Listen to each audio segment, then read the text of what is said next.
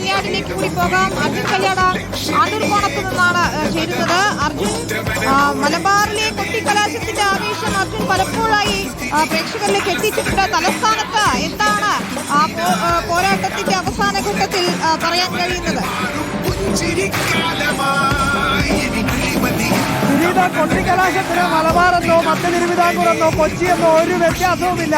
ആവേശം അത് മാത്രമാണ് കൊട്ടിക്കലാശത്തിന്റെ ഏറ്റവും പ്രധാനപ്പെട്ട കാര്യം. ഞാനിപ്പോൾ നിൽക്കുന്നത് തിരുവനന്തപുരം കോർപ്പറേഷനിലുള്ള ഞാണ്ടൂർ കോണത്താണ്.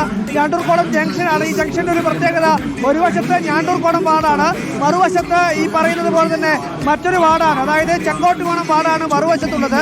അപ്പോൾ ഇരു വാർഡിലെയും സ്ഥാനാർത്ഥികളെല്ലാം സംഗമിക്കുന്ന ഒരു പ്രധാനപ്പെട്ട പോയിന്റായി ഇപ്പോൾ ക്രമീകരിക്കപ്പെട്ടിട്ടുള്ളത് ഈ ജംഗ്ഷനാണ്. ഇപ്പോൾ ഇവിടെ ഒന്നും പറയാൻ കഴിയുന്നില്ല വിനീത. കാരണം ഒരു ഭാഗത്ത് കോൺഗ്രസിന്റെ ലൗഡ് സ്പീക്കർ ഉച്ചത്തിൽ അനൗൺസ്മെന്റ് നടത്തുന്നു, മറുഭാഗത്ത് LDFന്റെ ലൗഡ് സ്പീക്കർ വളരെ ഉച്ചത്തിൽ, നേരെ എതിർവശത്ത് BJPക്കാരും ഇത്തരത്തിൽ വലിയ ലൗഡ് സ്പീക്കർ കൊണ്ടുവന്ന് പ്രചരണം അല്ലെങ്കിൽ അതിന്റെ കൊട്ടിക്കലാശം തുടങ്ങിക്കഴിഞ്ഞു.